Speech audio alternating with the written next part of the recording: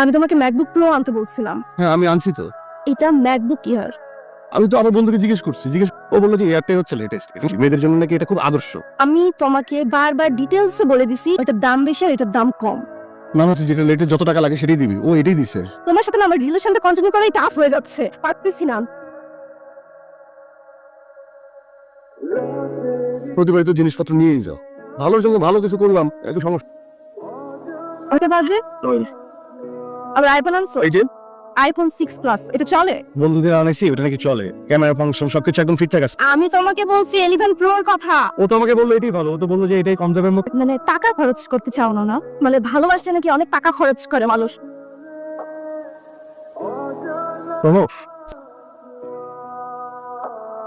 হেই babes, এই ভালো। তোর কি ওটা কিছু তোমার এইদিকে চলো, হেঁটে রিক্সা পাওয়া যায় নাকি দেখ। Thank you so much Babu. Of course, sure, why not?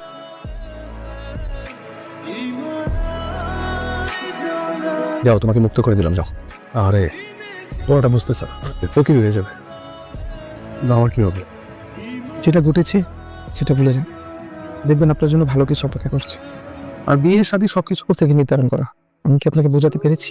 তুই খারাপ বলিস না, আমার এটা ভেবে খুব খারাপ লাগতেছে। একটা মানুষ যখন যা চাইছে সবকিছু দিছি, কত কষ্ট হয়েছে তারপরেও দিছি। মানুষ এত লোভী হতে পারে, আমি না বুঝতে পারিনি যে মেয়েটা এত লোভী। এই ঘটনাটা আর পরে করতে পারতো, পরে করতে তার বেশি কষ্ট পারে।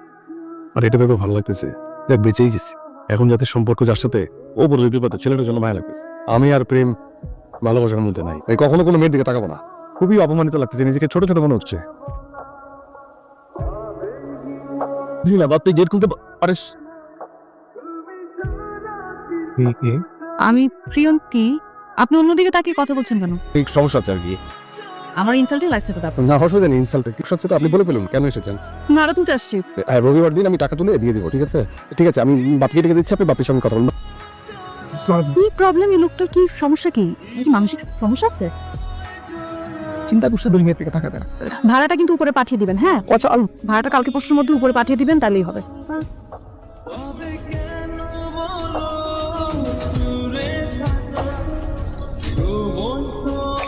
জামাল দেখ তো কে আসছে, আসতে বল। আপু আসসালামু আলাইকুম।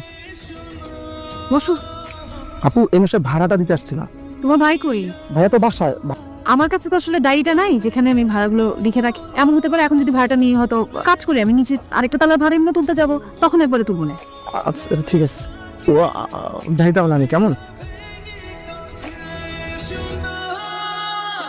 ভাড়া আপনি তো দাঁড়ান, আমি ভাড়ার টাকাটা নিয়ে আসছি। বেশি দেরি হবে? 5 মিনিট।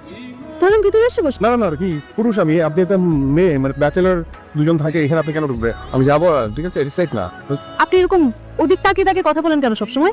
জাজ করবেন না, না জেনে, ঠিক আছে? এর পিছনে একটা বড় কাহিনী আছে। এখনই বলেন। এখানে কি দাঁড়িয়ে বলতে পারবেন নাকি? সেই জন্য তো আমি বলছিলাম যে আমি ভেতরে আসি, আপনি আমাকে বলেন। আমার একটু ঝামেলা আছে, যাওয়া যাবে না ভিতরে। আপনি কিন্তু আপনার বাড়ির মেহমানকে বাড়ির দরজায় দাঁড়িয়ে রাখতে পারেন না। বুঝতে পারছেন না, এখন ভিতরে যাওয়া যাবে না। শুনেন, আপনি ভাড়া দেওয়া লাগবে না।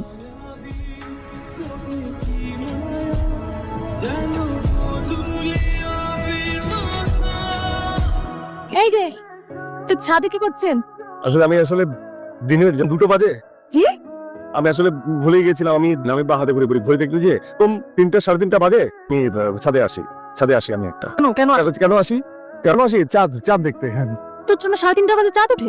8টার সময় তো চাঁদ উঠে যায়। সমস্যাটা কি আপনার? হ্যাঁ যা বলছেন বুঝে বলছেন না কে থাকেন আপনি? আমার দিকে তাকানি না কেন আপনি বলেন তো?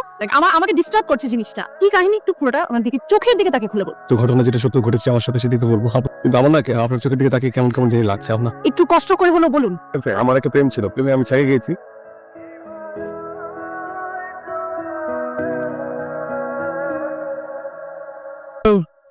এটা বেদনাদায়ক, কষ্টদায়ক। আপনি হাসছেন কেন? আপনার স্টোরিটাই অনেক ফান ছিল।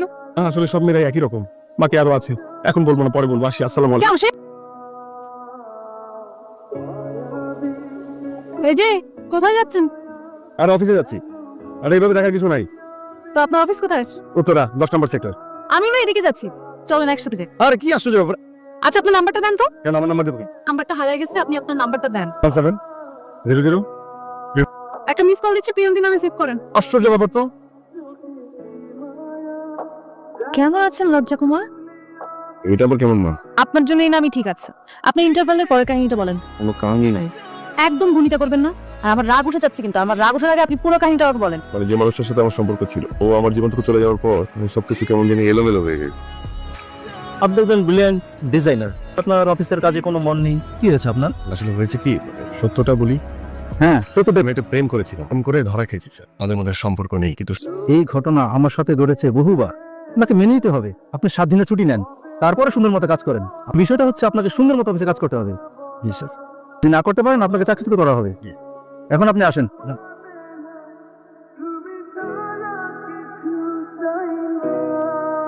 আপনি না এইভাবে আমার দিকে তাকায় থাকেন, আমি না প্রেমে পড়ে যাবো আমার। কি?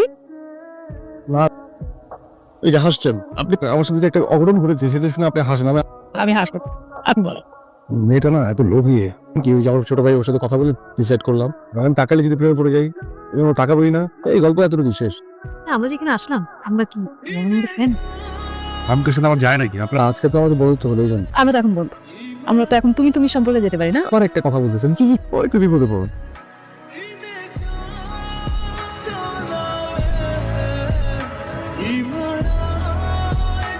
প্রপোজ করা যাবে না। প্রপোজ করলে আসলে হবে কি, বন্ধুত্ব। আর ওর সামনে গিয়ে কথাগুলো বলবো, মানে সামনে গেলে না আমার কেমন জানি দম বন্ধ লাগে। বুঝতে পেরেছি, গভীরভাবে ভালোবেসেছে। এখনই আপনার উত্তম সময় তাকে গিয়ে বলা আমি তোমাকে ভালোবাসি। আর যদি আপনার আগে অন্য কেউ এসে ভাবিকে প্রপোজ করে দেয়, আপনি পাগল হয়ে যাবেন। এর থেকে ভালো আপনি সরাসরি ভাবিকে গিয়ে বলে ফেলেন ভালোবাসি। তুই এক কাজ কর, আমার শরীরে স্যালাইন দিয়ে আমাকে কোনো হাসপাতালে ভর্তি করে দে। তুই আমার সঙ্গে থাকবি, হ্যাঁ? আমি আর আপনি একসাথে বের হবো। আপনি যাবে প্রপোজ করতে আর আমি যাব ভাষা খুঁজতে। ভবিষ্যতের একটা প্রস্তুতি আছে না? মেয়ে যদি রাজি না হয়, যা তুই আমার চোখের সামনে থেকে যা। ভালোবাসার মূল্যটা শিখো। কিন্তু একবার ছাকা খেয়ে দেখা হয়ে গেছে, ও নিজে থেকে জীবনও আর তোরে কিছু বলবে না। আমি একটা মেয়ে ওকে প্রপোজ করবো, নিজেকে ছ্যাঁচড়া মনে হচ্ছে। কিন্তু আবার যদি আমি না করি তো জীবনও বলবে না। তুই শুধু তোর ওর প্রতি তোর অনুভূতিটা বোঝা।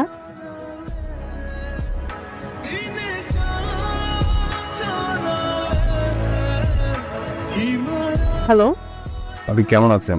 বলছিলাম কি, একটা কথা বলতে চাচ্ছিলাম। হ্যাঁ বলেন, কি কথা বলবেন? মানে মানে ঠিক আছে, পরে বলেন। হ্যাঁ পরেই বলি। না, আপনি এখনই বলেন।